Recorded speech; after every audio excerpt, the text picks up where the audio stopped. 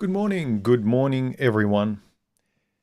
I trust that you can hear and see me properly. Do let me know if you're here in the live stream, chatting amongst yourselves here. Hi, Super AC, Big Ol, Neanderthal.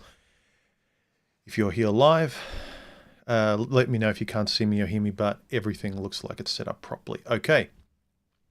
I thought it's interesting because I have these discussions with guys fairly often about women in general, but I think there is nothing better. I'm stuttering.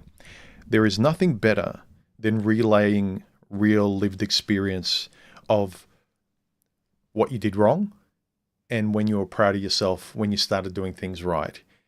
In the case of picking women or better women, or which ones you no longer avoid, just like sugary candy, they might taste great for a moment, but the after effects, the hangover of a bad woman can sometimes last your entire life.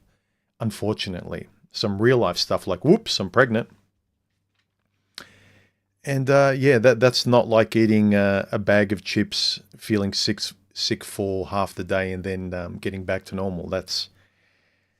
That'll follow you around forever. So, hello to the regulars. And have a look at a recent video that I dropped last week and a couple of the streams and podcasts that I've done, including the previous week's live stream. But let's get on to this topic at hand. What I will do first is give you the overall things just before I got married. And again, I'm not saying to get married, but before I got married, I kind of gave up on dating.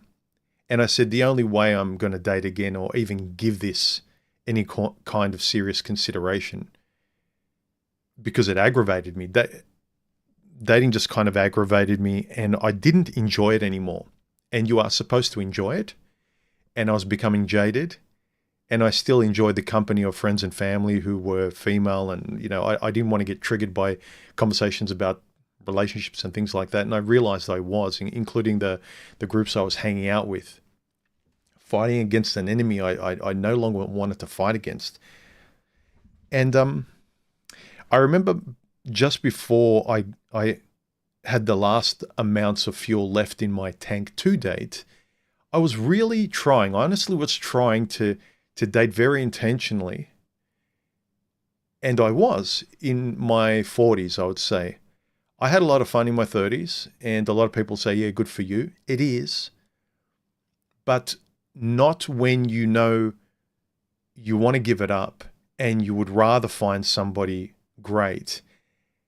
And you are trying, and you think you're being not too harsh and forgiving people. Not everyone's perfect. Look, I'm not perfect either, blah, blah, blah.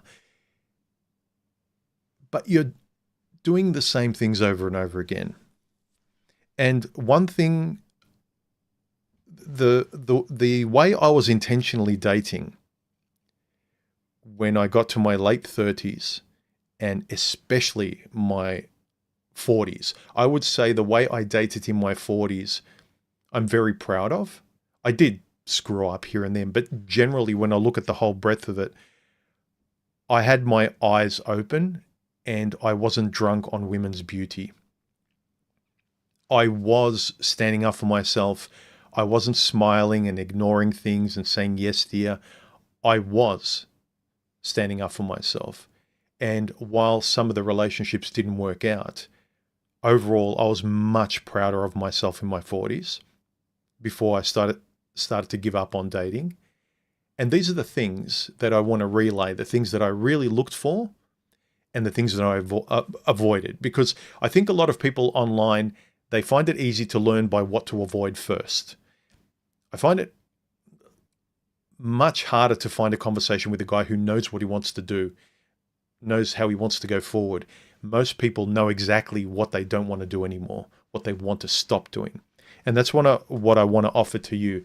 When I very firmly knew what I wasn't going to date anymore, don't care how hot, how bubbly, how much of a good time she's, I've been there, I've done that, and I don't have the time to waste. I don't have the fuel of interest of relationships left to waste it on the frivolous crap I was wasting it on 15 to 20 years ago, on the empty airhead, and me being an empty airhead by going out with you. So, what were the type of women that I avoided? So, the first one was obtuse women. And by that, I mean women who didn't speak up, they were vague, indirect, mysterious. You know, a lot of people think, oh, it's exciting, she's hot and mysterious and things like that.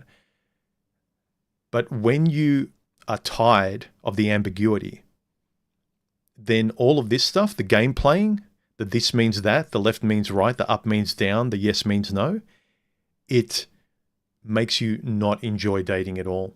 It makes you confused. You are always walking on eggshells, and people will tell you to confuse butterflies with anxiety, but it's not. I was tired of feeling confused and anxious in dating. This is supposed to be fun. So that was the main thing. The first and foremost, and I think I've put these things in kind of, not in order, but these are the top things that I found most important, that I really wanted to avoid. I wanted to avoid women who were not talking, they were hiding, obtuse, game playing, not telling me what they meant, testing me, saying they didn't want something, and then once we started dating, admitting that that was just a test to see if I was like every other guy. And I didn't like that. The initial impression should always be, I think, what you see is more or less what you're going to get. And that first impression of what you say and what you see should be what you get. Because then later on, if it's revealed I wasn't who I was, when you decided right at the start that, okay, you are different and I want to go out with you. But if the different was a mask, then you played me like everyone else. You observed me like a predator. So I could say yes because you found me interesting or attractive or whatever. But I want you to find the real me attractive. Likewise, sweetheart, I would like to find the real you attractive. Oh, but I'm scared. I've been hurt. I don't care. When you finally reveal who you are and I walk away, or I don't like it, or I argue because you left the cup here instead of there, it's because you were too scared or too afraid or childhood and all that bullshit that men and women should both be brave and mature enough to just face before you go dating. So the people you come across, you have the best chance of selecting someone and being done with this whole circus of dating. I often wonder how many guys and girls out there are too afraid to just confront themselves in the mirror, admit where they're afraid, admit their anxieties and insecurities, and also speak openly that way if they're asked in front of their dates. Have no fear. I'm not saying reveal things about yourself that you wouldn't until you trust somebody, but don't be ashamed of who you are. The good, the bad, the anxiety, whatever it is.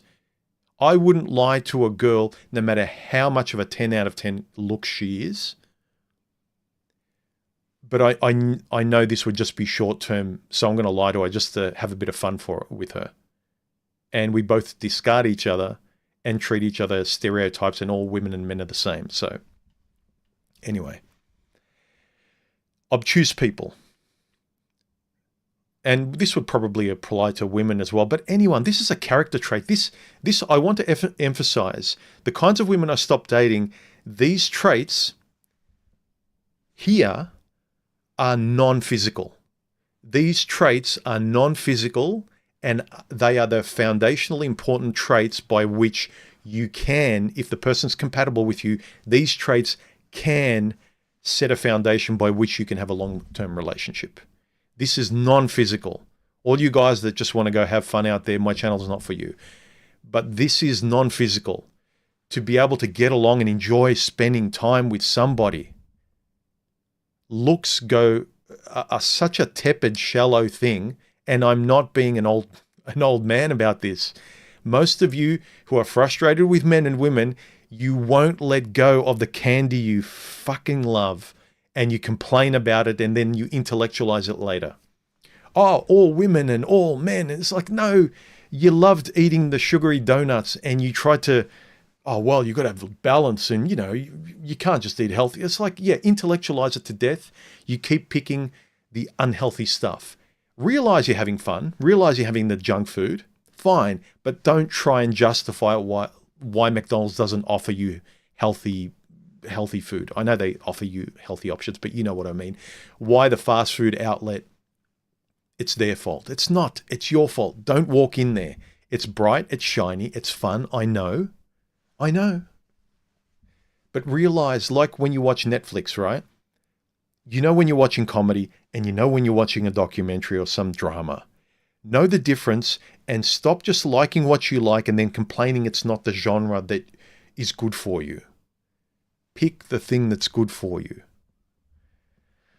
I get passionate about this because I get annoyed at the years that the younger me wasted.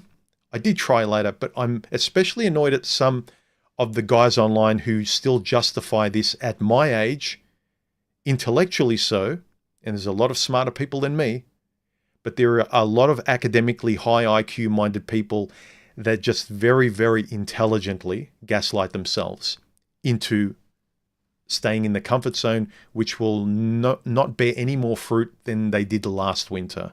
And it's forever winter in their world as they, spit venom and vitriol at the world and me and everyone else.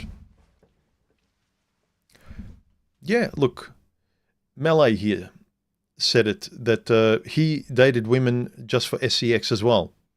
Fine. We've been there, we've done that, right? But just realize when you're doing it. Also, guys, I forgot to mention for those of you that are new here, if you would like to ask me a question, if you're here live during the chat, feel free to chat, ask questions. If you want to ask me a question directly or pose, add something to this conversation about what kind of partners should you avoid if you are tired of the merry-go-round and tired of the complaining and frankly tired of how dangerous it can be going out there and having short-term fun on Tinder and hooking up. You are, when you're young, even when you're young, sometimes they say you can eat junk food when you're young. You don't have to worry about it because your metabolism takes care of the negative side effects, more or less, right? It can follow you later the longer you do it. But just generally speaking, your youth highly mitigates a lot of the negative effects of junk food. When you get older, you can't escape it. But when you're young, the negative effects of hooking up, the next day she's pregnant or she's a psycho or he's a psycho or whatever, the cops are knocking at your door, you get accusations. You don't know the mental state of someone who you're short-term rotating every week, a new person. You're really rolling the dice with your life. I can't emphasize that enough. Again, I know it's fun. If you really must, and say you've been in a terrible long-term relationship or marriage and you want a bit of fun time, fine, do it as sensibly as possible and protect yourself, guys and girls, but guys especially who are mainly my audience. Protect yourself. This is your life we're talking about. Okay, so the kinds of women I started to intentionally avoid when I was really being serious about finding a long-term partner were women who were obtuse, mysterious, wouldn't speak up, wouldn't tell me who they were vague. I was being direct. I'm fairly good at verbalizing exactly what I'm asking, what I want, and I'm fairly good conversationally. They just refused to. One or two of them, frankly, told me, can't we just have fun? Why do we have to talk so seriously? Let's just see where this goes. And I feel like I have no idea where this is going if we don't talk properly. It can be with a smile on your face. We can joke about anything, but if we're constantly avoiding any topics by which I can get to know you and you get to know me, then what are we doing here? I feel like I'm at the office with HR looking over me and only able to have banal surface conversations that won't offend anyone, that may lead to the bedroom, but little else. And again, to me, it's dangerous. My survival instinct kicks in and goes, I don't know who I'm with. I want to feel safer than this. So again, that's a red flag for me. Obtuse women who hide, avoid them. Again, do what you want. But if I'm talking to a version of me, if the words I say resonate, avoid obtuse women. The next type of woman that I would avoid is labile women. And by labile, I mean very emotionally roller coaster emotional type of women who have temper. They're rude, they're irritable, they're frankly uncivilized, and they're dangerous. These are exactly the type of women that you roll the dice on, and you probably will get. They're the majority on Tinder, especially you get older. I found out when I was in my late 30s and 40s, you would go on a date or hook up with a gorgeous woman in her 40s, and you think, wow, I'm lucky to get her. How is she still on the market? You find out very quickly why she's on the market. Why? Either no one wants her, or she just can't want or settle down with anybody. So be very, very weary of labile women with mood swings and whose moral compass is really pointed in a different direction to yours, where they are very rude and they don't know how to behave. And frankly, you wouldn't introduce them to your friends and family because they'd be embarrassing and you would never hear the end of it. Hi, Boffin. How are you, dude? David P. Alonzo, Melee, just a guy. How are you to the regulars? Okay. Next is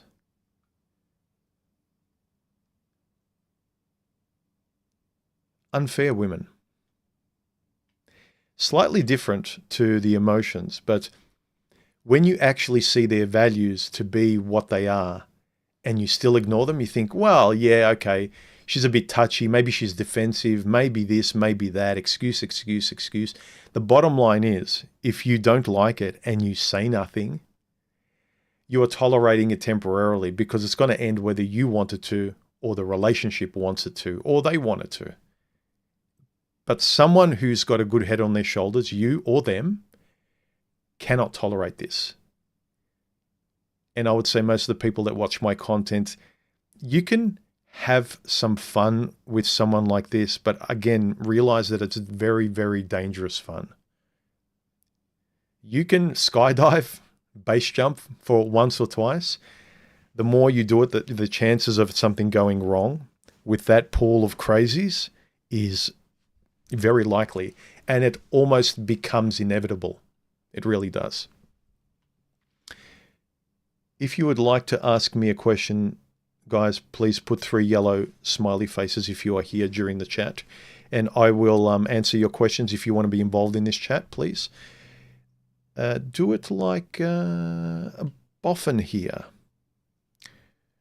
where he puts 3 circles or put 3 smiley faces, basically yellow circles if you can, but basically 3 emojis before, not after, but before your question or comment to me if you want me to read it out. Or alternatively, super chat me if you're live here, and I will definitely see it. It pops up on my screen, hits me in the face, and I have to answer your question or comment. So super chat or 3 yellow smiley faces. That's right, Boffin, 3 yellow smiley faces. Brian says, if she had 2 kids, that is, you were single, of course. Again, everyone should have their own standards. Some people just have no single mothers, which is fine, and I think it's fairly sensible, depending on, if you've got kids and you say no women with kids, it's a bit rich, but okay, everyone's got their standards, but you get the consequences of your standards. Some people have ridiculously high standards, and if you can never get anyone with your standards, there's kind of something wrong with you or your standards. They're either not realistic, your environment, your dating pool just doesn't have many of those, or it's just a delusional standard, or it's hypocritical, frankly. You can't be some couch, some pig, and you're really ugly and you're a 1 in looks and you won't go out with anyone that's less than a 10. You want a Victoria's Secret supermodel, and you're invisible to everyone's eyes. You're visible from space, but you're not visible from people on the street. But yeah, just there's a lot of delusional people. And I know that these kind of conversations about relationship and life are fairly pedestrian and they're not very exciting. They're not clickbaitable, right? But the conversations in the middle of the bell curve, the 80% of where we tend to live in the gray area, not the extremes that we love watching YouTube videos about someone who completely ruined their life or someone on the other end that completely became a billionaire and has got a harem of gorgeous women and yada, yada, yada. No one likes the middle where your solutions and my solutions lie. Okay. Just a Guy says, why are you making it a mutually exclusive thing? Are you saying attractive women can't be compatible or have good personality traits? No, not at all. Of course not, Just a Guy.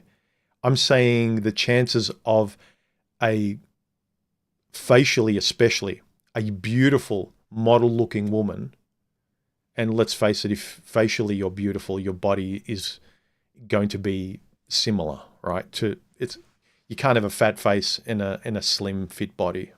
But from my experience, and I know that there's exceptions, but we're better off calibrating our dating and social lives to realistic and being within the 80% of reasonable expectations and outcomes.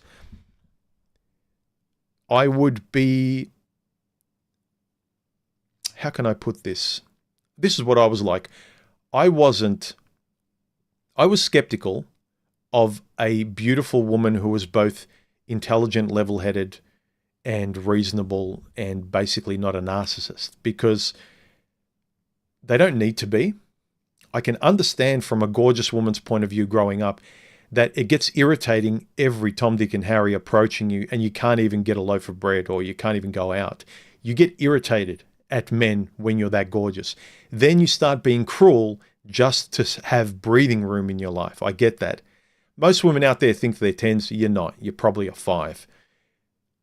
Most women who are 10s, I can understand why some of them get lonely and they have to, for survival sense, to kind of bat these guys away just to be able to live a normal life.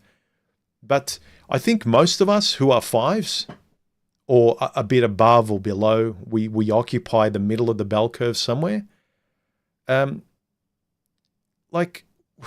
We need to be reasonable in how we see ourselves, who we are. Observe yourself like a third person saying, on a scale of 1 to 10, I'm about here.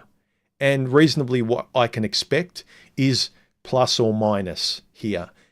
Maybe in looks 1 or 2 minus, but she's got to be like a 10 in values, morals, principles, other things that I value much more in a long-term relationships than just looks. Some guys don't care. They work a lot. They don't want to talk with a chick. They're not philosophically inclined like me. They're not conversationally deep. They don't want to talk. They spend all their time crunching numbers, building things. They're object-oriented, not artistic, not verbal. They like working on projects in silence. And they might be compatible with a woman who also just wants to have a family.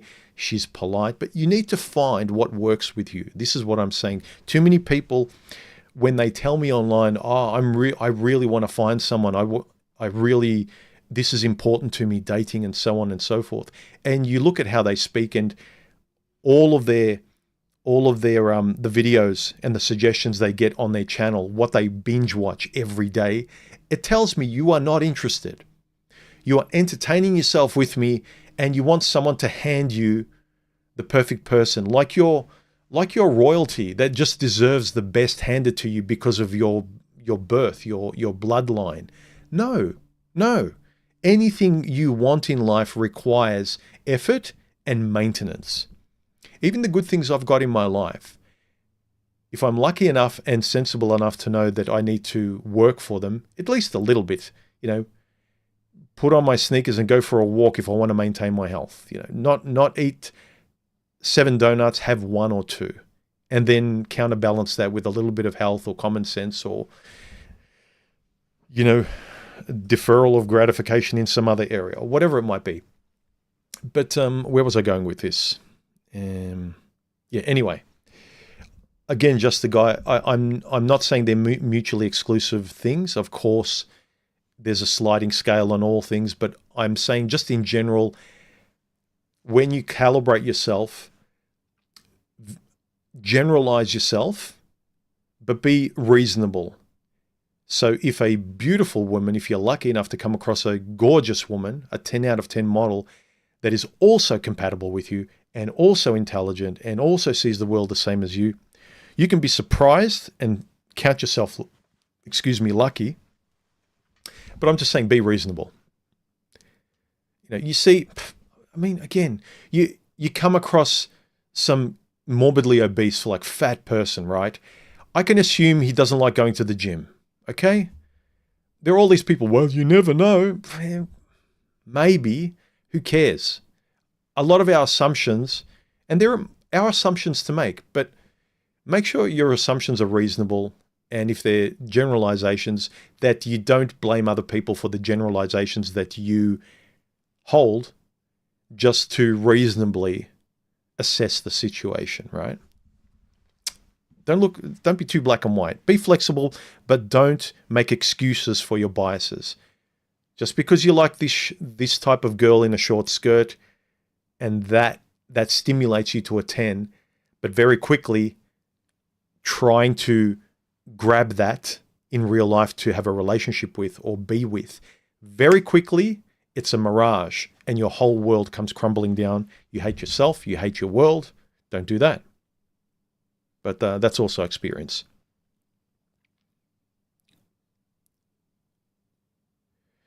David says, if we're not moving the conversation forward in a constructive way, it's of no use to me. Yeah.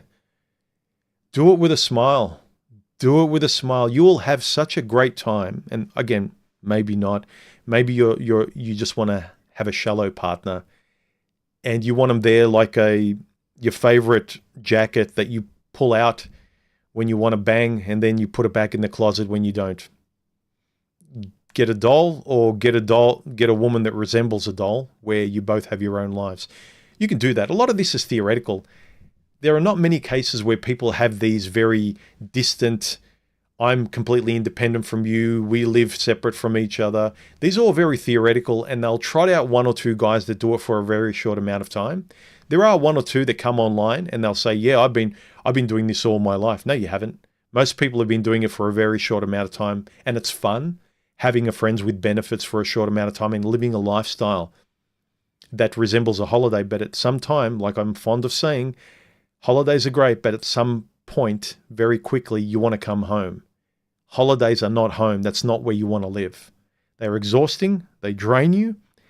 They become riskier and riskier the longer you stay there. They are meant to be temporary, but some people just want to keep extending the holiday.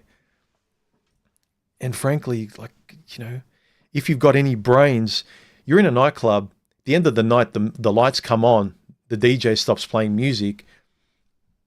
And you're still there on the dance floor. Keep dancing, buddy. I love the craziness. But I'll be watching you, not following you. Anyway.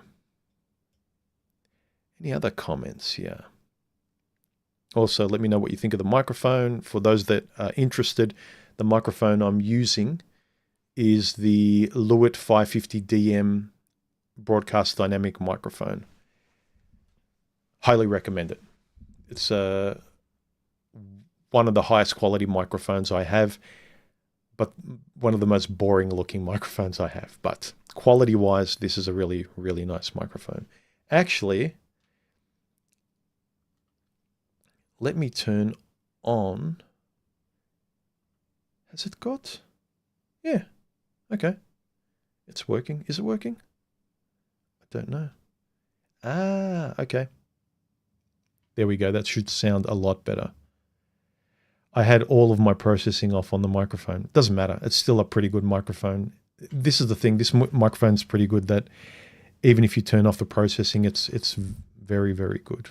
All right, I'll stop nerding out and get back onto the discussion. Before I get onto your comment, Raphael, oh no, I'll read your comment out, then I'll get back onto my point. Raphael says, beauty is the greatest seducer of men. It also can be found everywhere, yet men get manipulated as if it's scarce. Be wiser. Alex Cortez. Yeah, I like a lot of people. Ooh, the miracle of children. It's like everything and every animal. I know it's awesome for those who want to have kids, but it's not a miracle. It's not rare. It's great. And I'm not discounting people who want kids. If I wanted kids, I'd probably think it's the best thing in my life as well. But yeah, beauty is one of the quickest, and I would say today, if you really know what beauty is to you, there's a lot of very low level animalistic stimulating beauty, but there's very little elegant beauty, very little beauty for the connoisseur out there. And I'm not saying a snob, but if you're not just impressed by the pedestrian short skirt and I'll get on my knees and do anything you want kind of beauty or attractiveness, or the woman looks at a guy who's just got a lot of money and she really doesn't care about his character or how he sees the world or what kind of person he is, a higher level of beauty has been lost, I think, with the extremes of the internet, with the debased beauty and stimulation of PORN on the internet, or the extremes that no one will be able to do because they don't know how to build a bridge to it. The kind of beauty that a Picasso or an Elon Musk can, wield in the world. Does that make sense? But yeah, beauty is the biggest seducer of men. If men know how to recognize beauty and not just look at it as safe, look at beauty as something dangerous and manipulative of your nature. Not to say that a beautiful woman is intentionally, well, usually the way she dresses, she knows what response she's going to get. She doesn't need to be some Machiavellian genius, some Hannibal Lecter trying to get you to get into the van with her beauty. But it's very easy, and women know how very easily men are manipulated by women just turning up the dial of beauty. It is very common, and it's the biggest seducer of men. I agree. All right. Tube the Noob says, Sir, I do not know you and never will, but can you please put your thoughts together into a book for the younger fellas? I have been roughing out a book. I won't give you the title, but it's going to be the areas that I'm known for, or the people that quote me over the years and the videos that have done the most, the concepts that I've, not just that have been popular, but that have helped me, and also the central pillars that I keep talking about that even if people find it repetitive, I don't care. They're the things that will save you and the things that will give you 20/20 vision. But I am definitely working on something, and I have been roughing it out. So stay tuned. Maybe not very soon, maybe not this year, but maybe next year something might be coming out in the form of a little book, a little booklet, whether it's downloadable online or a physical book to buy. But it should be fun. Big Ol says, hey, human, you mentioned that obtuse women would test you and you didn't like that. Why? If they're being indirect, well, you look up the definition of obtuse. Obtuse is, I think, being intentionally vague, intentionally playing dumb.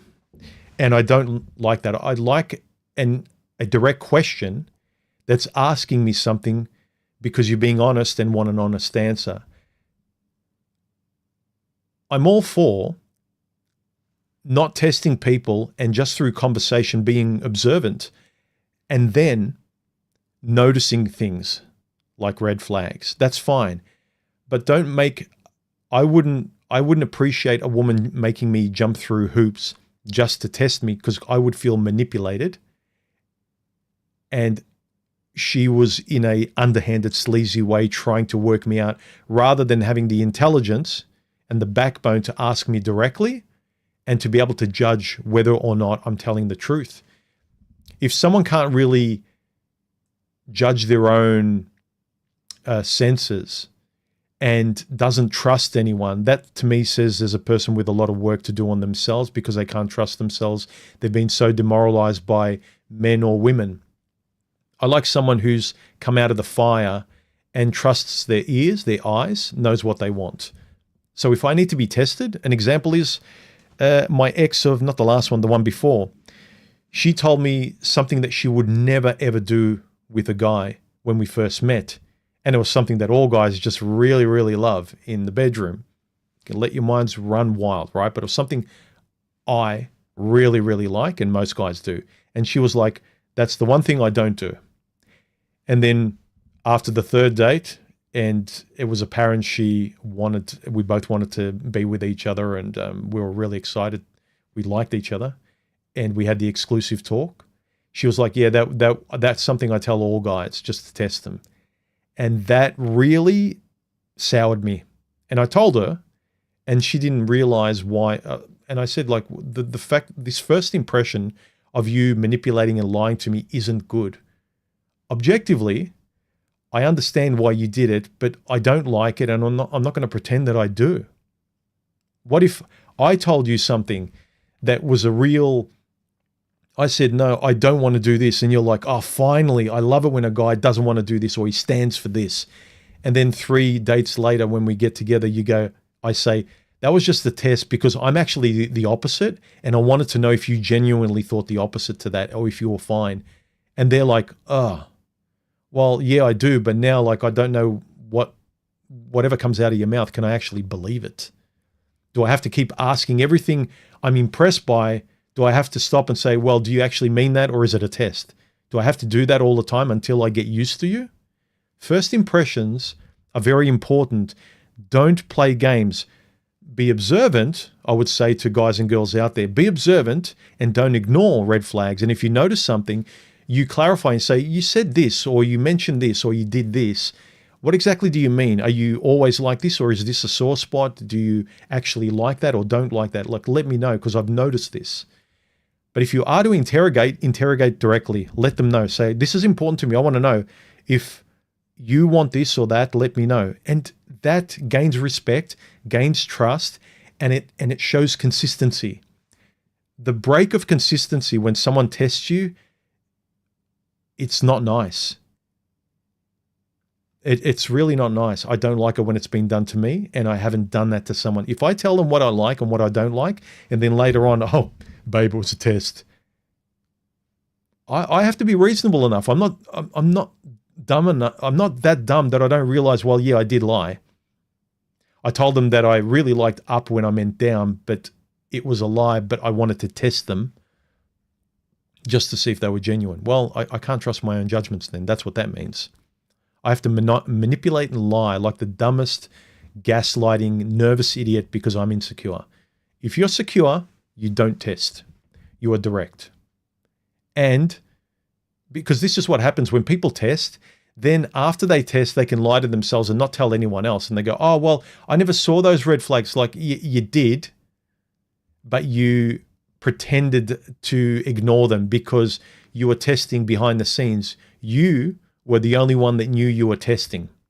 People get away with things like that, and they excuse their own bad judgment that way. But if you're direct, you have to own up to it, and they have to own up to it. It's beautiful. It's kind of, it just keeps going in the right direction, or it doesn't.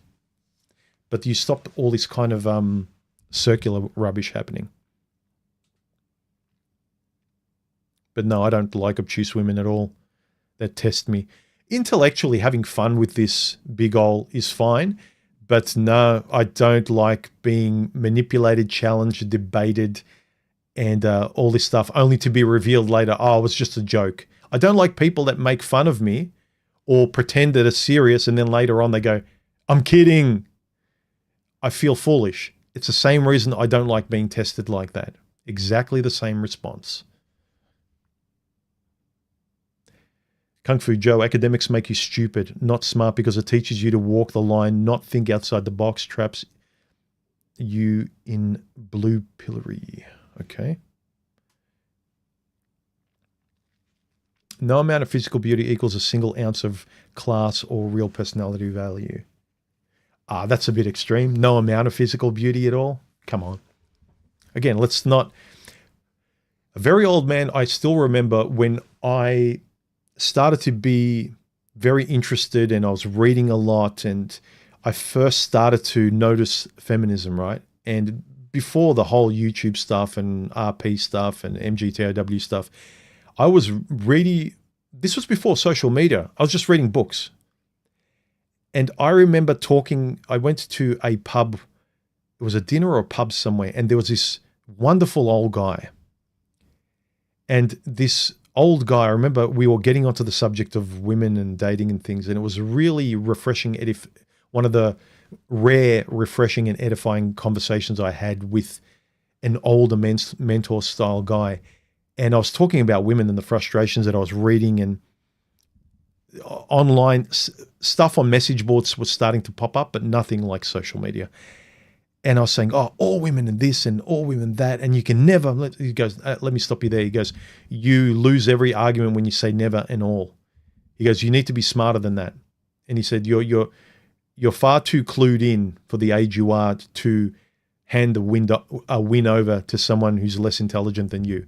You need to articulate yourself better. And you kind of stopped me in my tracks. And it's not to say that when I heard guys say the whole not all women argument, I know what they mean, but when you're trying to convince someone or you're trying to really be taken seriously, you have to exclude catch-all arguments like all women, all men, NAWALT and all that cartoonish extreme stuff, because you might like to win that debate then, but you'll start talking to yourself like that, and you'll avoid the answers that exist in the gray area, where you have to recognize that it's not all women, it's not all men. Depending on your situation, you've got a greater chance.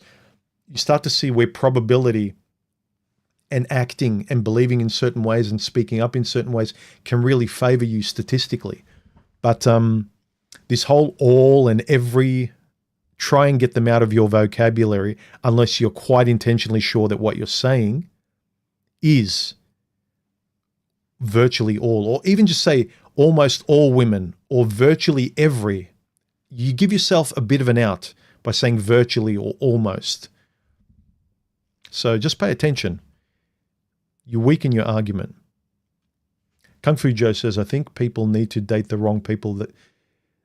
That's the only way they'll learn. For a lot of people, yeah, as Stephanie keeps saying, you have to run into a wall. For a lot of these people that you keep trying to explain yourself to, and I've done this too, I used to in the comments section, really try and explain to a person that was just being a troll what I meant in the video or what I said, and they come back and they keep attacking me. And I said, well, hang on, I wrote a whole essay in response to them, and I thought I was very clear. Let me give them the benefit of the doubt or whatever. Let me further clarify. No, some people just see and hear what they hear. And some people, they really just need to be punched in the face by the wrong girl or the wrong guy. And that's the only way they learn. Just like some people who are unhealthy their whole life and they don't give a F, and they smoke, they drink, they take whatever, they don't take care of their health. They only change when the doctor tells them they've got 3 months to live.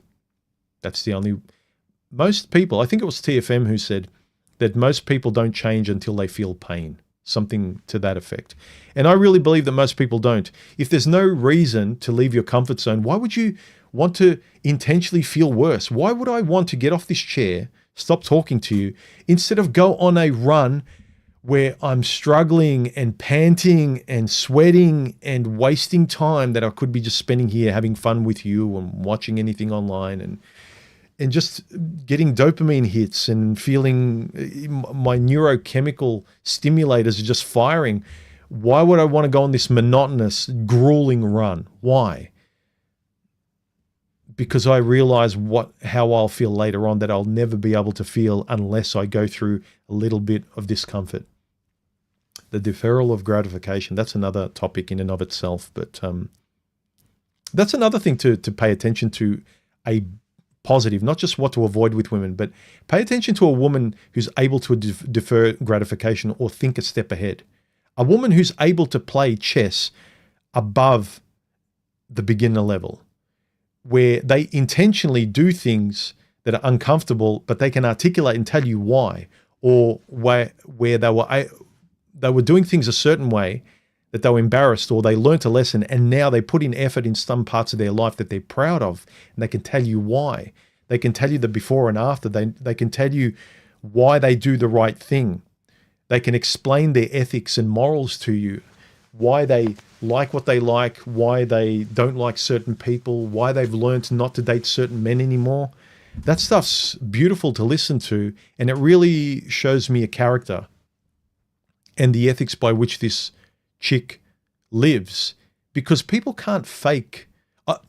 Think what you may. You may think I'm on stage being Hamlet here, but the way I speak and how I string my thoughts together with the passion that I do, I don't think someone like me or another person who's got their own vocabulary can, verbally articulate that kind of lexicon in real time like I'm doing now and not mean it, especially when you kind of see the fire in their eyes and the way they string their words together poetically in the way that reflects how they're excited about life and what they're doing, or, some woman or guy, how they love their kids. Like, you can see the words coming out of their mouth and you can feel it. Similarly, learn how to speak and express what's important to you, and then you'll actually see someone else using their own words to express something similar, and you go, I recognize that energy. Like, I'm like that in a very different way, but I recognize that honesty coming out of your mouth. But anyway, let's get back on topic. Where were we? Unfair behavior. This was one of the things that I avoided with women. Unempathetic, closed-minded, unrealistic, basically childish behavior. I could have just renamed this childish.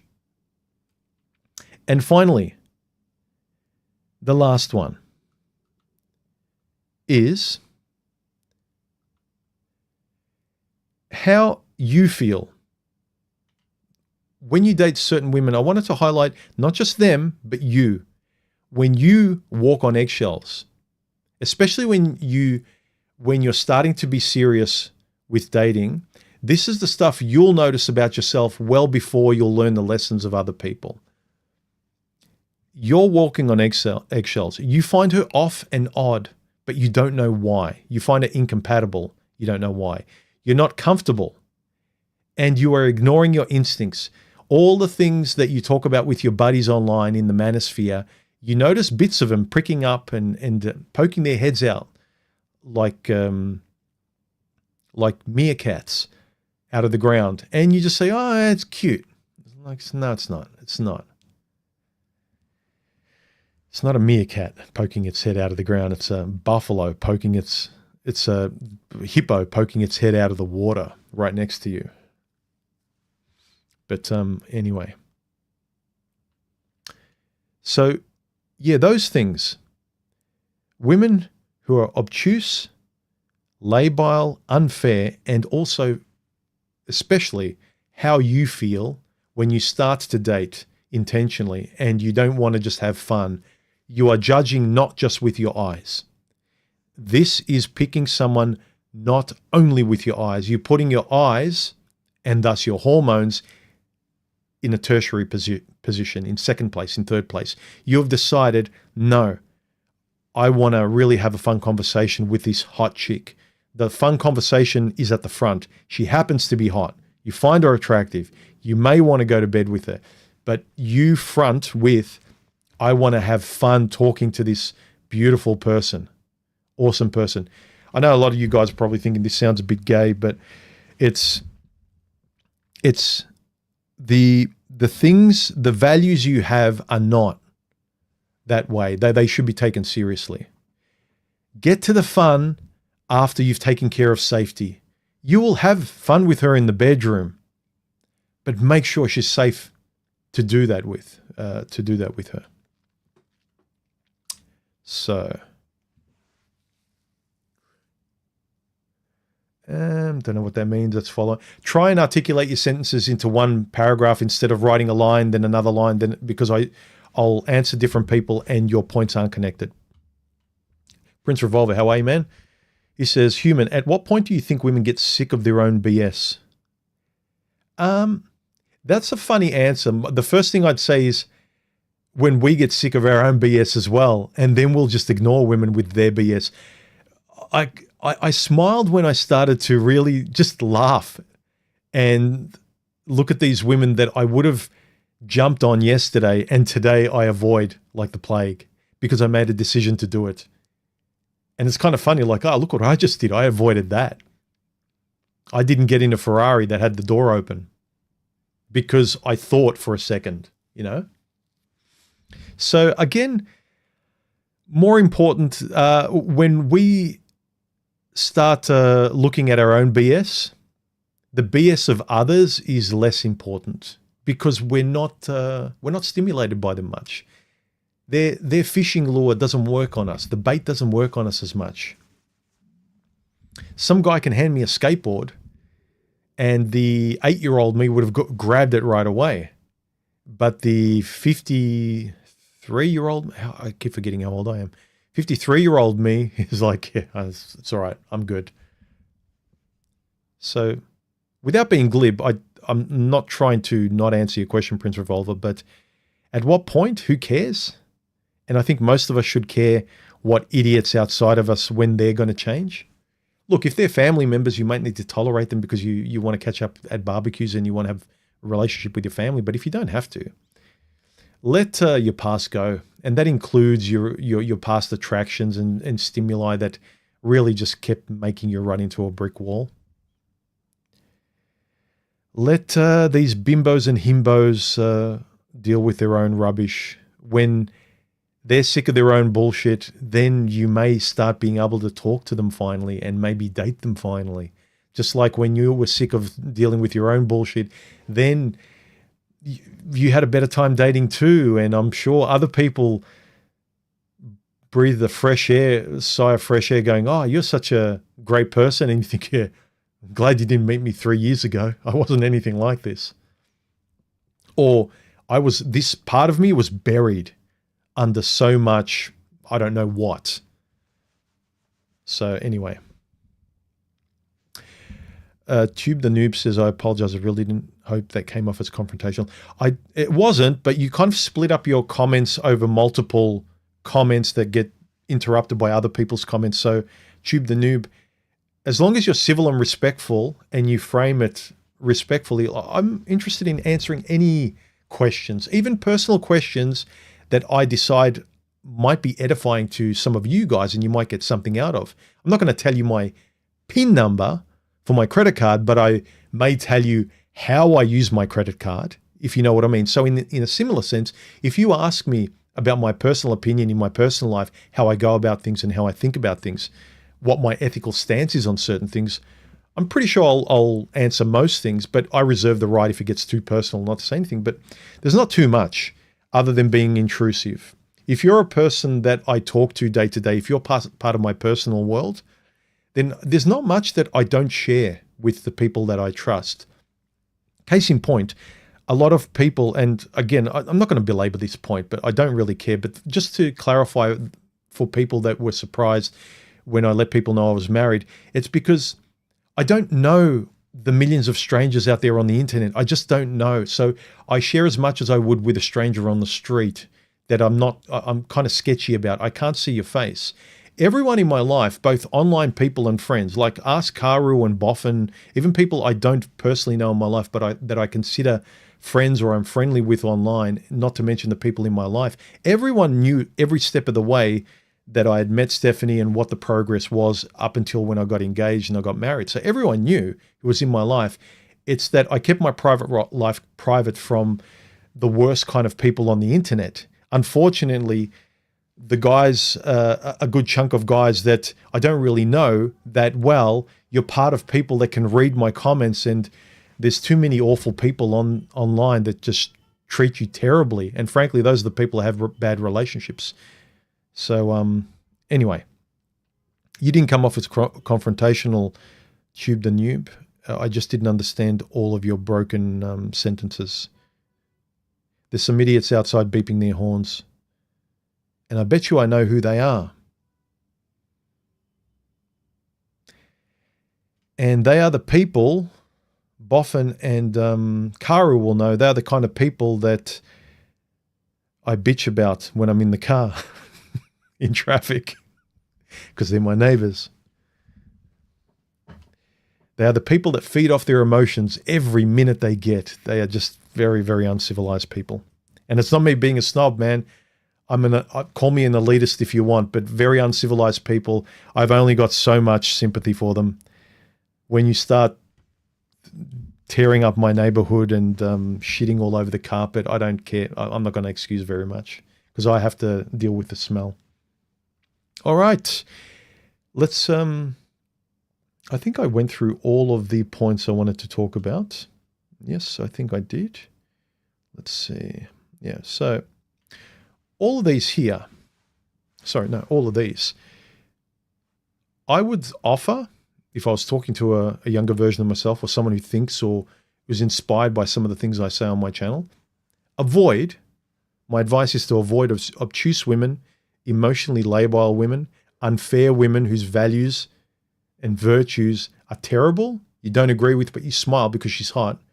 You want to have a taste before you move on to someone serious, but they are very dangerous. And also how you feel, especially when you've decided to start dating seriously before you started to learn what's for you and what isn't, because you've taken a serious stance.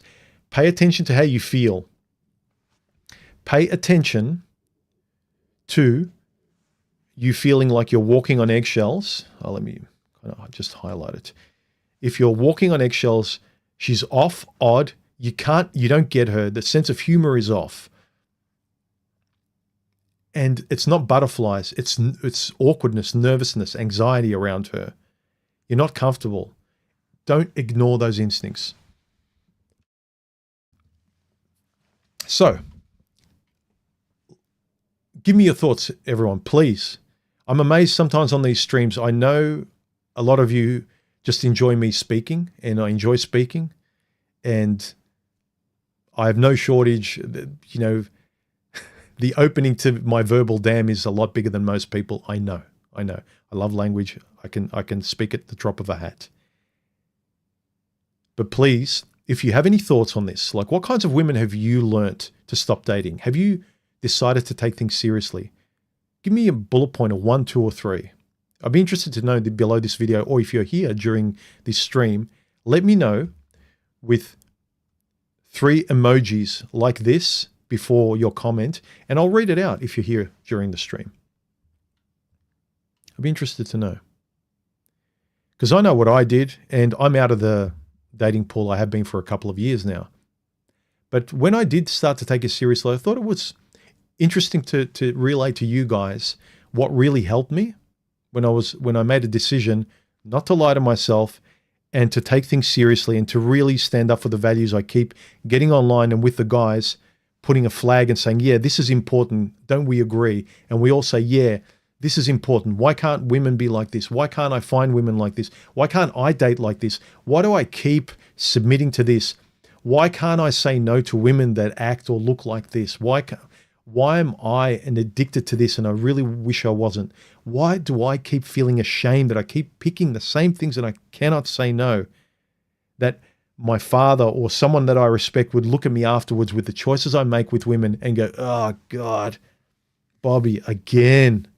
Dude, how many times? And I'll be like, yeah, I know, I'm sorry.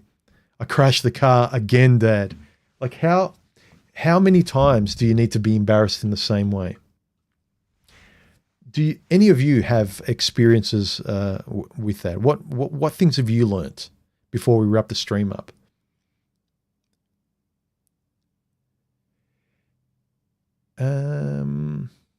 I think I answered this one, Silva. You say at the bottom of the list it said you. I'm wondering about that. I think I explained it, but maybe your message is delayed. Melissa says, I dislike abrasive women. Well-adjusted women with half a brain think the same, Melissa. Yeah, it does. It sounds like you're well-adjusted. Female arrogance is harder to spot sometimes, yeah. The way women operate, and again, I understand why they do from a survival point of view, especially the more beautiful you are. And frankly, any woman that's above a 5 is preyed upon by every man that just wants to jump in bed and, unload. So I understand why women are apprehensive and can almost be bitchy at times just to protect themselves. Like, leave me alone, will you? It's almost like you're low-level paparazzi and there's people photographing you everywhere you go. It's just annoying just seeing paparazzi around you all the time. I sometimes observe, do these guys go out shopping and notice a girl who might not be a 10, but she's a 7, or she looks nice, or she's got a great rack or a nice ass or whatever, and you notice it like, oh, that's pretty good, but you're subtle. Look at the other guys. They're so obvious. They are like paparazzi, low-level paparazzi to a mid-level celebrity. And it's irritating. Imagine, I'm showing some empathy here. I can imagine myself, I just want to go out to the shops and get something, and these people are just bothering me and looking at me and coming on to me. And I understand sometimes the pushback.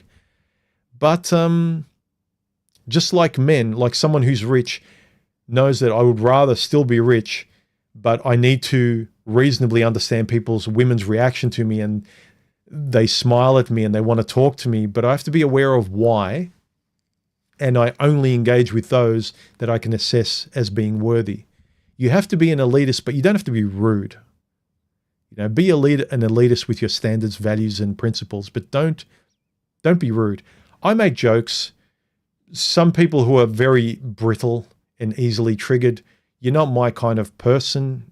I make my channel for my kind of person. I hope that the majority of you can distinguish between me having a certain sense of humor that you can understand versus I have to say everything in sunshine and rainbows, and anything slightly negative you get triggered because you think that that's you and I'm commenting on you. I can't do anything about that kind of person. And if you're uncomfortable, please feel free to watch another channel. Okay, cool. Boffin, he says, if you were giving advice to your young nephew, what would be on your list of universal red flags to avoid when selecting a woman to date? That list that I said, that I mentioned here, Boffin. Pretty much all of this. Where are they? These.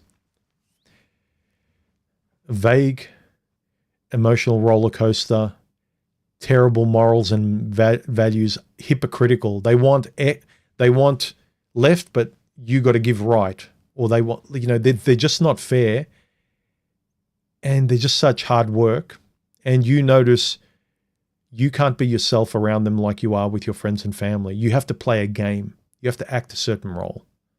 So I would say these would be mine, because when I thought about this subject and presenting it to all of you, these are the big umbrella takeaways, the pillars that if I was looking at these central pillars, I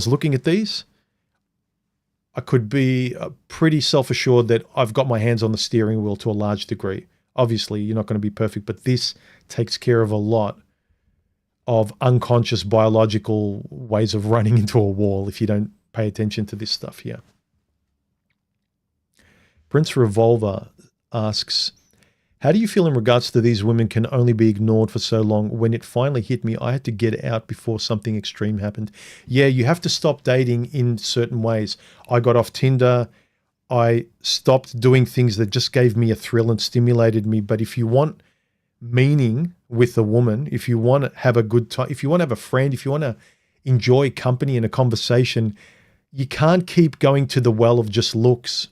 Again, you could have the lottery win of a gorgeously beautiful woman who's compatibly intelligent and has the virtues and values of you, but come on, how much time do we have to waste in life? I think I wasted too much time. And a lot of times when I look at some of the other guys' stories, I was a genius the way I dated compared to them, some of these guys. But even I think I wasted too much time in taking dating as seriously as I should have. Again, in my 40s, I should have done it in my 30s.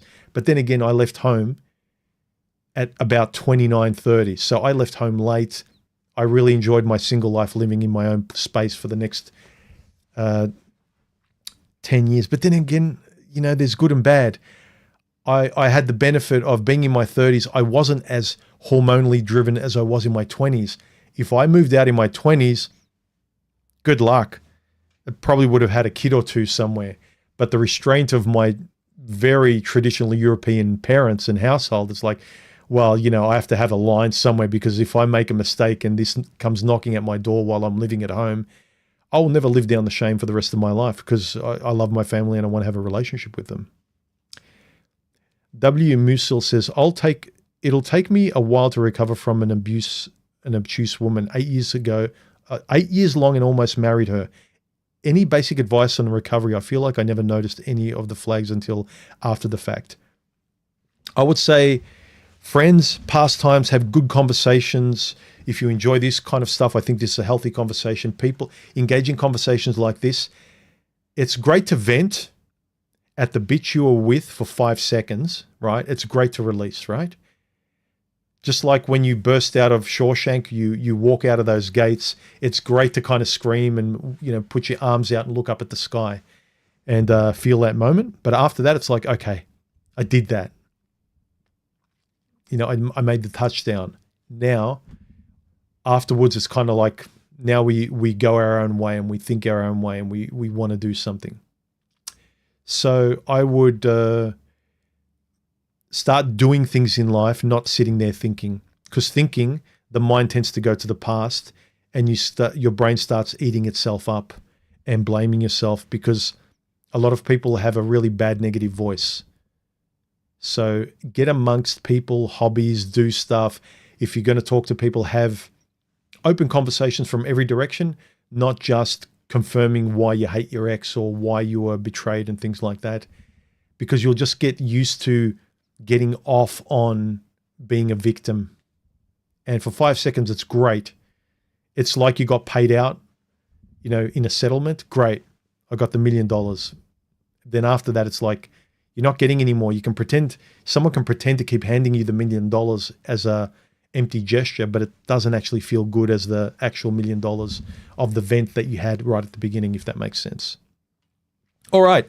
I think I've blabbed quite enough. If any of you have any final comments, I will read some of the comments I got here preparing for the stream. I said, you know, what were the kinds of women that I stopped dating? I talked about it here. Luke says, let's see. All of them. Once you have found your person, the rest become essentially irrelevant. That is true. After the fact, it's like 20/20 vision. Once you found your glasses, like, of course. Hindsight's great. I know.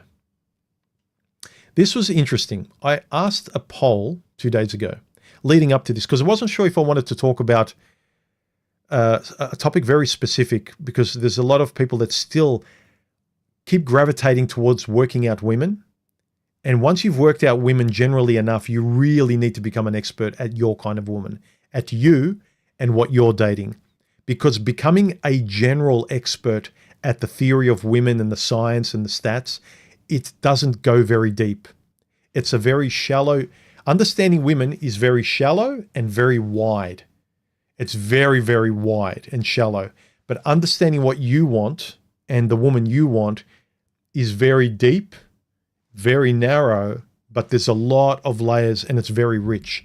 So I think people get off on the largesse of understanding the world and women and politics and all of that, but it's very shallow. It's not a very deep topic. People like to make it deep because it is very wide and broad, and there's so many areas to it, but it's a kiddie pool. Make it into the deep end. And I think, look at me with metaphors. This is, sometimes I need to curb my metaphors and analogies. Stephanie hates it. She's very literal. Whenever I go off on metaphors, I think I save all my metaphors for this stream. But anyway, this was useful. Which question is more useful to you? What does she want, or what do women want? Thankfully, if you're subscribed to my channel, what does she want is much more important. Not that you necessarily not care about what you want, and you really just care about what she wants and you'll give her everything she wants. No, it's more interesting and useful to you to find out exactly who the woman in front of you is and what she wants, to know if you're compatible with her, and you can easily, and with a smile on your face, give her what she wants, then she can give you what you want as well. But what do women want in general?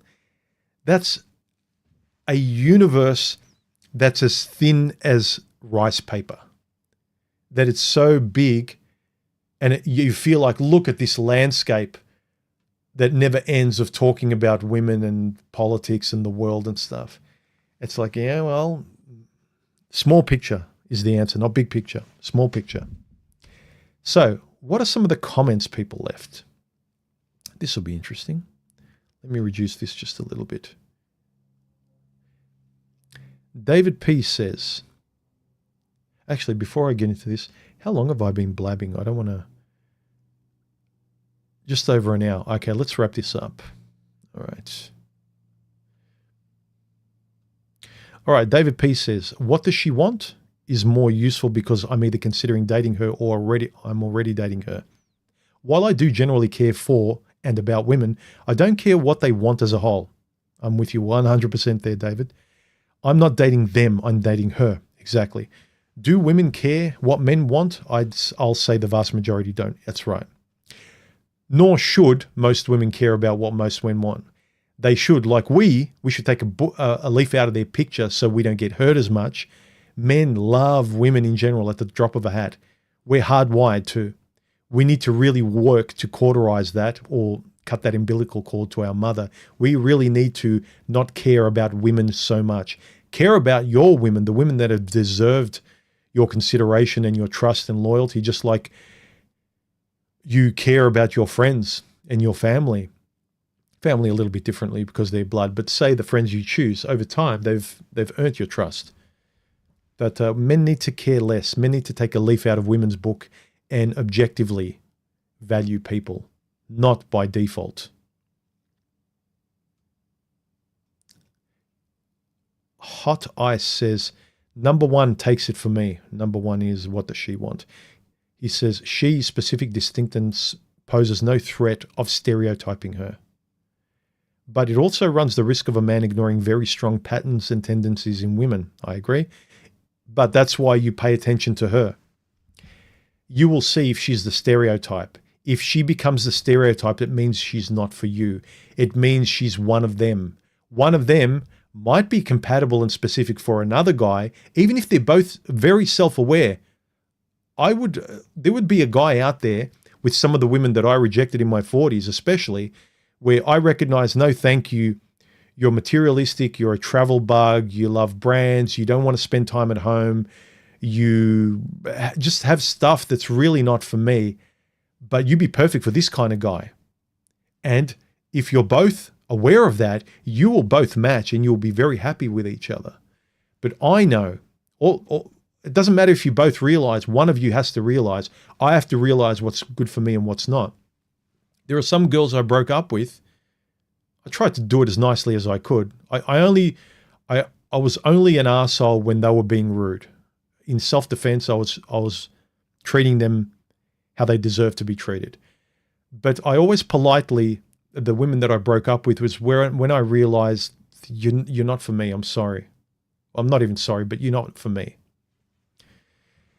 He continues, if he doesn't prepare his mind to stay alert for every single thing he sees and hears in her. That's right.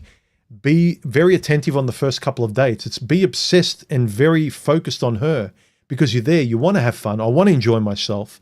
And I'm very, very focused on her. But don't be kind of obsessed and frothing at the mouth and you'll just say yes to everything. Be very, very observant. This is, for all intents and purposes, this is your dream car, theoretically, and you are looking at it in 3 dimensions in every single way, not just looking at her, but you're looking at her verbally and personality-wise and virtue and value-wise in 3 dimensions before you lay down the money and buy this thing and take it home, and it's the car you'll have for the rest of your life if you are taking a partner seriously. Who cares? Madmen. Fair enough. Glib answer, but don't know what to say to that. Depends on the goal. Sure, I get it. Yeah, you have to know what you want. But again, if you're just having fun, be aware that it's dangerous. If your goal is fun, it's much more dangerous than the guy who's intentionally dating for long term and realizes the hot women he might be throwing away because he values other things above just looks. Looks are very basic and primal. Don't think that they're anything better than what they are. There's so many pickup artists and guys online that's like, oh, women are just good for one thing and I'm an alpha and I make money and I got a 6-pack and I'm a high value male and I just need a woman who's beautiful because of, you know, offspring and the human race. They try and justify a very basic, shallow, Neanderthal kind of uncivilized, brutish way of seeming like they're picking someone of higher value. You're not. You just want to pump some chick and you're just led by your hormones. That's all you are. And you can talk about the species and beauty translates into children and blah, blah, blah. And the barbarian mixed with the beautiful princess is like, yeah, whatever. No. You just want to do what you want to do and you're using someone else's study to justify your biases. But anyway, Jay Gibson says, what does she want? That only works with a reasonable woman. Yeah, of course. If the woman is unreasonable, then either question will yield valuable information. That's true. And also, if I'm looking at being with her possibly, and I'm making sure that I'm looking at these characteristics, I'm focusing on these things within her and finally within me, then I agree with this as well, Mr. Gibson. You'll realize if she's being reasonable because you will be assessing her and the interaction you're having with her. You won't be a fan just grateful to be with the celebrity that you're finally going on a date with. Super Beast says, depends. If there is a person to fill the spot of a potential she, then focus on her and the actual relationship. If there isn't someone specific, then focus on what generally makes you more attractive to the average person. Yeah. Be sensible. You know, if you rock up on a date and you look like a slob, no matter, I realize the difference when I turn up in a suit compared to when I turn up in my flip-flops, shorts, and a singlet, you know, just woken up with spaghetti sauce down my top, burping. There's presentation. Come on. You know, I'm being extreme, but you know what I mean. How you present yourself matters to other people. And you can't say, well, they're shallow. They just expect me to be a rich million. No, just have a shower, clean up, do the best with what you have. Don't be lazy. Too many people there are lazy. They expect the world, but they don't want to even give a little bit. Damon says, interesting that you ask yourself the same question. In my experience, women answer more honestly if you keep the questions more general, i.e., what women want. If you asked her directly what she wants, the answer is often not the truth, but more socially acceptable. You can find out what she really wants if you know how to speak and you know what questions to ask yourself. When you're honest with yourself, you'll be able to verbalize things to get to the truth. And you'll also be more observant. When she gives you a general answer, you'll say, yeah, but what specifically? I know generally that's what we all want, but what specifically do you like? If you were to rate something, like insist that she gives you a specific pointed answer. If there's always generalities, then it's up to you to make the answer clear. If you just keep sitting with her being vague and obtuse, then that's on you still. As I said, there were one or two women that with me said, can we just have fun? I don't like all these serious questions. All these guys want to know this and that. Like, can we just have a good time? Okay. Never chase a woman. Yeah. Generally speaking, I understand the sentiments. I would agree generally. Don't be always chasing women. Of course, sometimes it looks like chasing if you're calling her first or taking her out or buying the coffee or whatever. You're taking the lead, but don't just keep running like a puppy dog where you give 100% and she doesn't give anything. That's when you're really chasing. Don't be desperate. Don't be desperate. What does she want is more useful because what does she want is more useful because you are focusing on a person that you want to invest in. What the women want is too open and allows obnoxious and loud women to drown out the more rational ladies.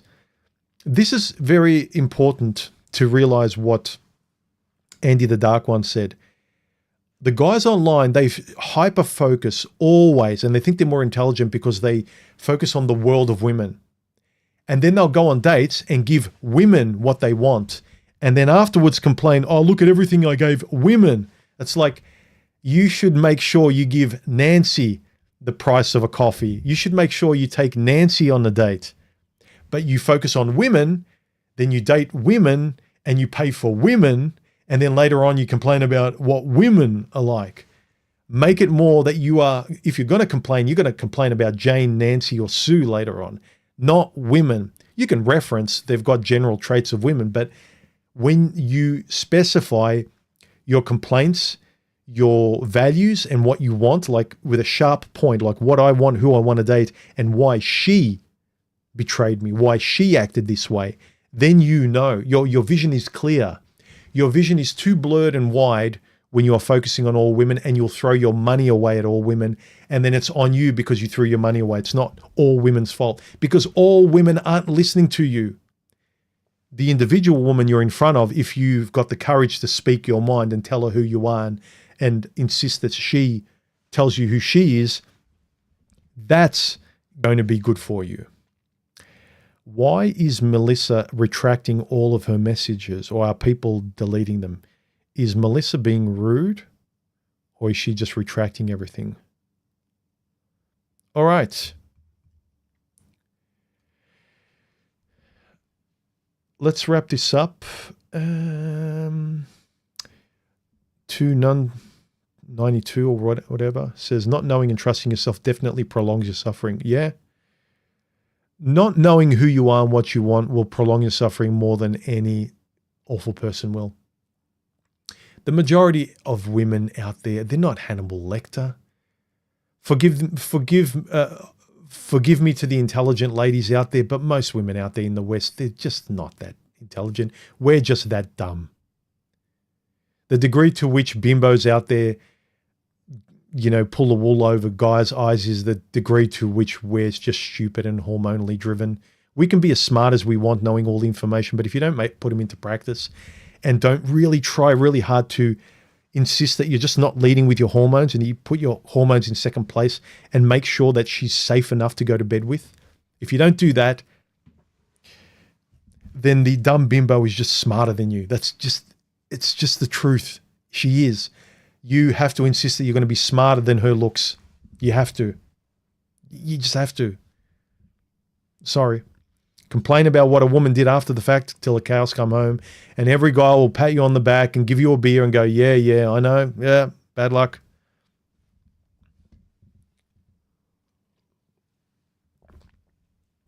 All right.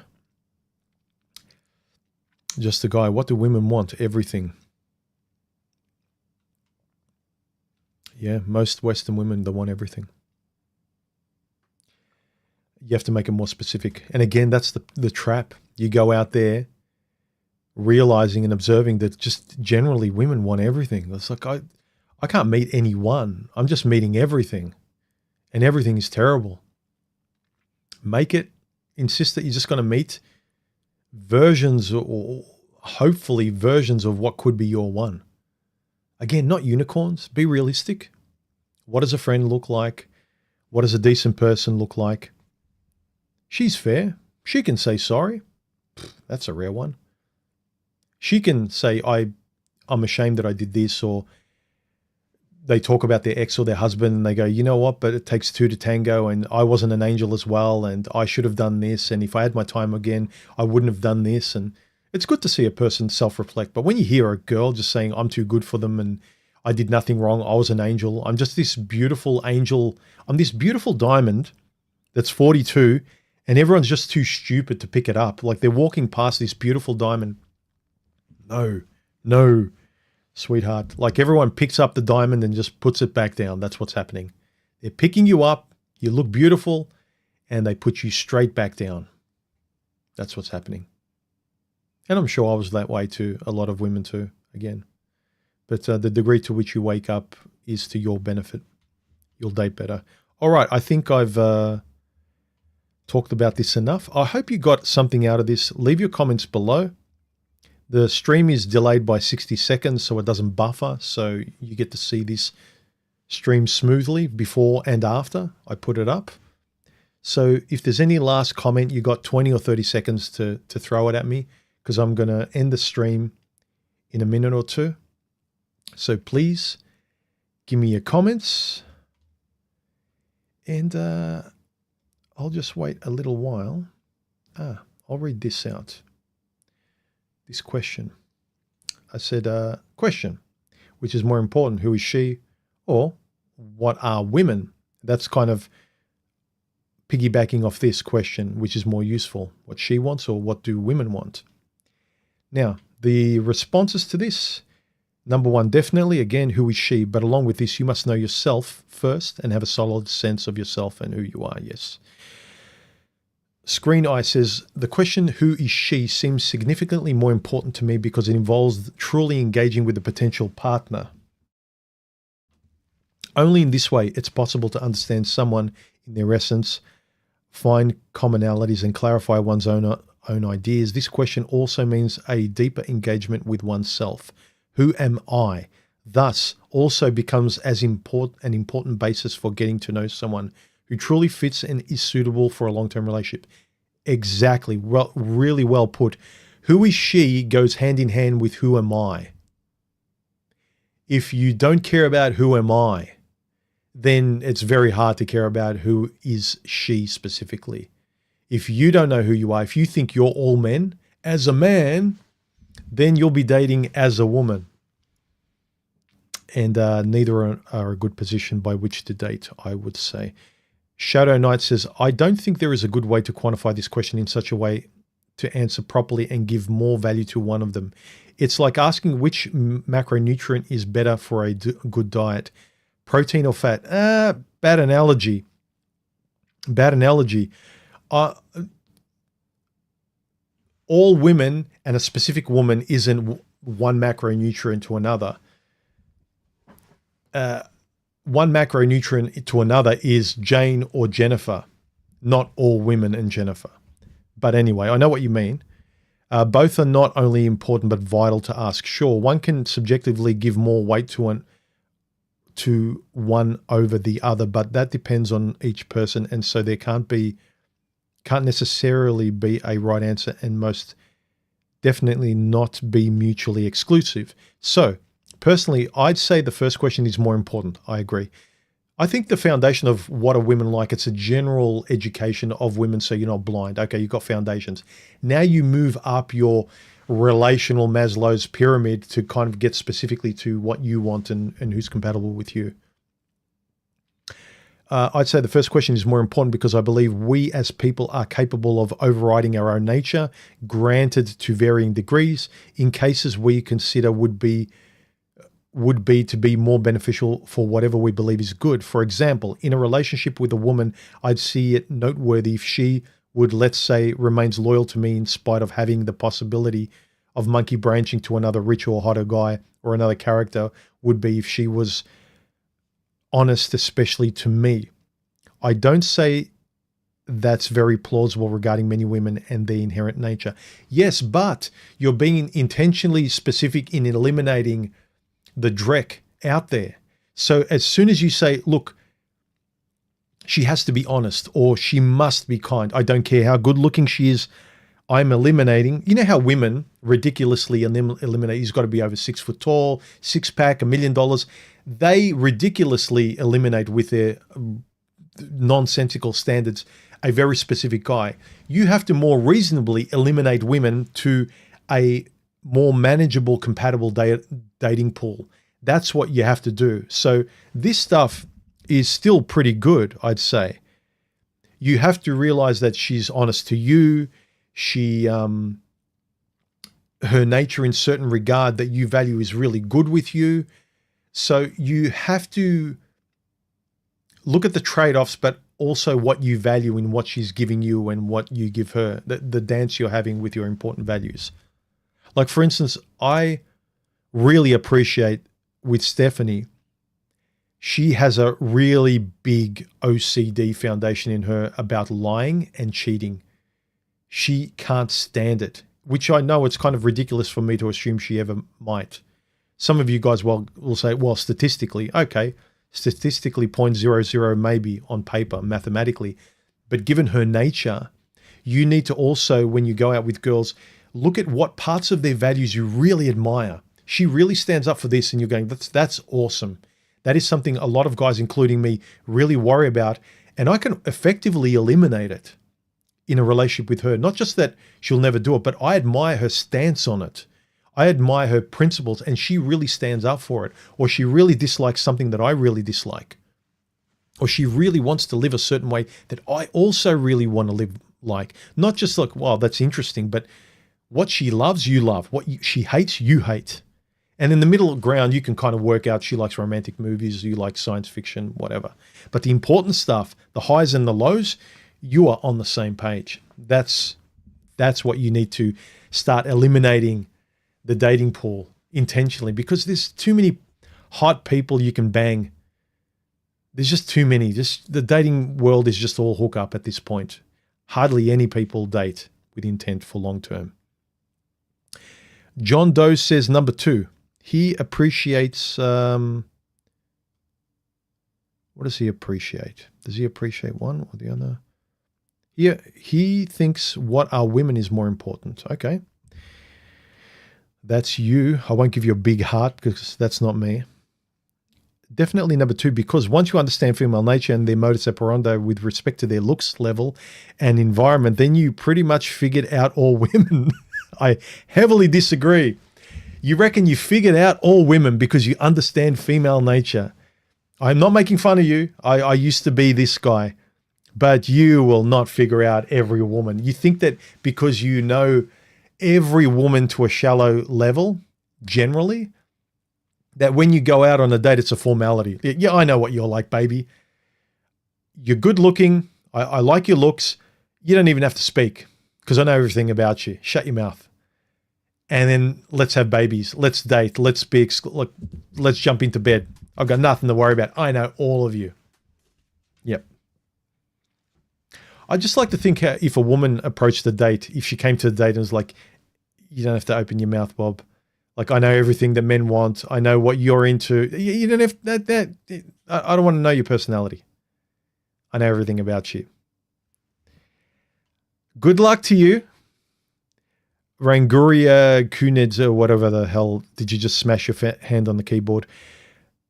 Great that you know so much about female nature, but I would just say be careful with all women because you have a level of hubris that will be dangerous. You will fly very, very close to the sun, my friend. You will fly very, very close to the sun. If you don't know what that analogy is, look up Icarus. Gus says, what are women? May help you answer who is she, but only when properly balanced with personal experience with real women over time. Yeah, that's true. When you start dating, you will start to write your own ethics down based on the foundation of generally having a good idea of how to speak with women, what gets them offended, what doesn't. Like, you don't know that there's nothing wrong with asking objectively, how old are you? But women are sensitive with their age. Okay, not rational, but the woman I want to finally be with shouldn't have a problem with me asking her age. But you don't know that until you get to know them. So generally, when you first rock up to a date, before you start developing a three-dimensional view of her as a person, there is kind of general etiquette with women. So you tend to know what women are like. That's the foundation of understanding women. Fine. So you don't look like a complete idiot. But after that, you become an expert on this particular chick sitting in front of you. Then who she happens to be biologically just falls away. At the end of the day, people don't experience a generic average version of men or women, but the person right in front of them. You would hope so. Most guys and girls online, the way the girl power chicks act and the way the RP manosphere guys act, they are just generic, very thin, tepid, depersonalized, anxious people. Like a lot of the guys online talk tough. They are boys wearing lion suits. Not very many articulate men who know how to relate and know how to speak and know much of anything that matters in life. And it doesn't have much to do with vocabulary and insofar as it has to do with depth and quality. David P says, who is she is more important in my opinion. I'm dating her. So I think I answered this in another post. Melee says, yeah, I answered your thing in another post, David. He says, many men only experience one or two women in their entire lives. You would be surprised how this can hold true for many. It depends on your life experience and how many women you have dealt with. And if you engage in the blame game. Me personally, who she is now presented before me, actions speak louder than words as well. Female nature is exactly that. You either accept it, learn from it, or reject it. It is what it is. It is what it is. They could say the same about men as well. Sure. And look, I don't discount the fact that if you've only had one or two dates and you've decided to take it seriously, you generally haven't been with enough women or had enough experience talking to women that you can start to form your own rule book and your own ethics and morals. You're still pretty much trying to understand them from the rule book of general women. I get that. But I'm talking as you go down this path of taking every woman on her own face value and refusing for the women you go out with to be general women and really wanting to get to the core of who she is sitting in front of you every time you go on a date. That's actually a better way and healthier way to date. So having said that and answered most of your questions, let me get back to this here. And if there's no further questions, let's wrap this up. Why isn't my chat refreshing? Come on. Refresh, dude. Refresh. Ah, okay. Beauty, I think people...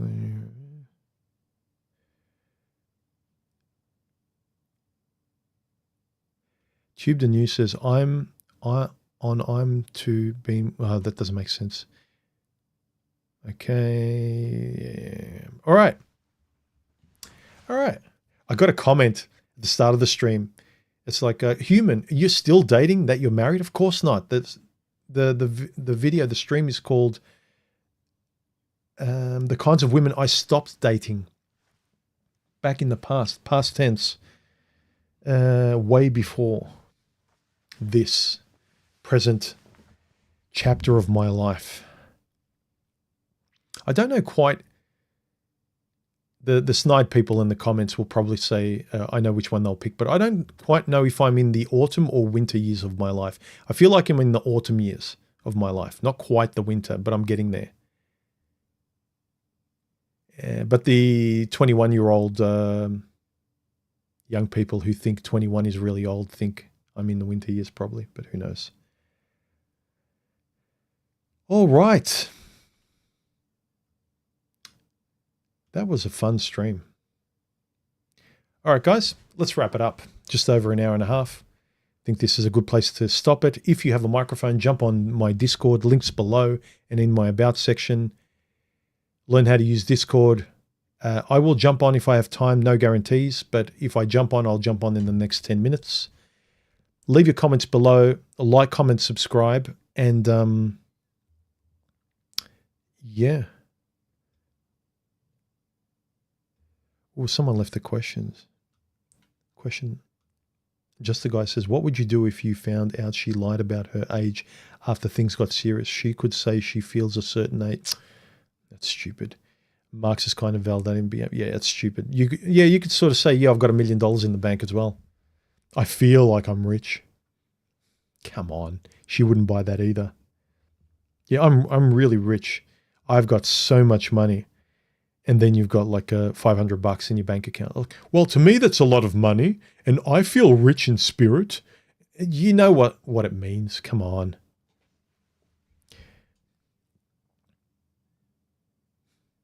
Depends what the lie about the age range is. I know I'm staying long on the stream. I know, but I'm answering a question. If she said she was, say, she was only a year or two older or younger than you or something, and she's embarrassed about her age, so she really, but then again, I wouldn't find any excuse. That would play into the insecurity of a person. I don't want to be with a person that's insecure about the reality of who we know each other to be right from the start. Do you have a kid? Do you have AIDS? Do you know, your body count? Your whatever it is, whatever I want to know, whatever you tell me, whatever we discuss, if you blatantly give me the wrong number or the wrong information intentionally, and later on you say, well, I didn't because I know you would probably leave me or you wouldn't like it. That to me is like, well, you lied because you knew I wouldn't like it. And you were prepared to lie to me to string me along for yourself and to waste my time, rather than be honest, and I may have still stayed with you. You admire the courage of someone being honest about something that other people might lie about. There are things with both Stephanie and other women that I admired when they came out courageously and told me something that I knew would be maybe a bit embarrassing, or most girls would lie about or wouldn't even say anything. That to me is admirable. And most of the time, depending on what it is, of course, if it really transgresses your boundaries or your values, it's a no. But some of them, it's like, well, you know what? Respect. So, again, know thyself, and know when you recognize someone who's being honest. And if they've got the courage to be honest with you, good for them. Even if you say no, they can go on and be that honest and courageous to the next guy, and I'm sure that guy who says yes to her will really appreciate her honesty. Blanket rule, just decide not to lie to yourself anymore, guys and girls. You'll be a lot better. You'll have a few losses, but they're not going to be losses. They're going to be incompatible losses, which is not really a loss anyway. It's something you don't know you would rather not have, but your hormones just want it. The childish part of you just wants it. But it's not good for you. Whatever's good for you requires your honesty. It does. There's almost nothing, I'm sure there's exceptions, but there's almost nothing where you take an honest stance and you refuse to lie to yourself, and consequently you end up not lying to others too. Your life is clear. You can sleep at night, you've got a guilt-free conscience, and you can insist in honesty in the other person. If you've never lied, if I've never lied about any question they ask me, if you ask me a question and I give you a direct answer, and then later on I said, yeah, I lied about it because I knew what you'd say, but I intentionally lied about it, then I'm the guilty one. And if the relationship ends, then it's kind of like it was my fault. I can blame them all I want. I can say, well, she should have understood that I felt like, no. If I'm honest, I'm off the hook. I can sleep at night. I've got nothing to be ashamed of. And if later on, I just don't like the fact that I was betrayed or lied to, that I was used, then I have every right to say, I'd love to, but I can't. I just can't forgive you for this. I'm sorry. If you have to lie because the person may leave, then you should just tell the truth, because you want the person to stay with you despite telling them something uncomfortable. Then you feel 10 times better. I can't tell you how great I felt when I told a girl I was going out with that I really liked something uncomfortable, but I knew I just need to rip the Band-Aid off and just tell her, because I didn't want to deal with it later. I don't want to say, well, I didn't tell you because of, I want to say, well, I told you this. So I want to be off the hook. It feels great. Anyway, I don't think there's any further questions or comments. I think we are done. 42 people at the moment concurrently, or 36. No, 42. If you are here live, ask me a final question. Otherwise, I'm ending it, especially if you super chat. I don't think there's any further. What's the delay on this thing? I swear, I'm looking at the live thing that you guys are watching, and it's a screen that was up about 5 minutes ago. Jeez. So the delay is like 5 to 6 minutes long. So anyway, I think I've given you enough time. We're not going to 2 hours. All right. Have a good weekend. Enjoy your weekend. Jump on Discord. And I will see you in the next video or stream on my channel. And adios. Bye.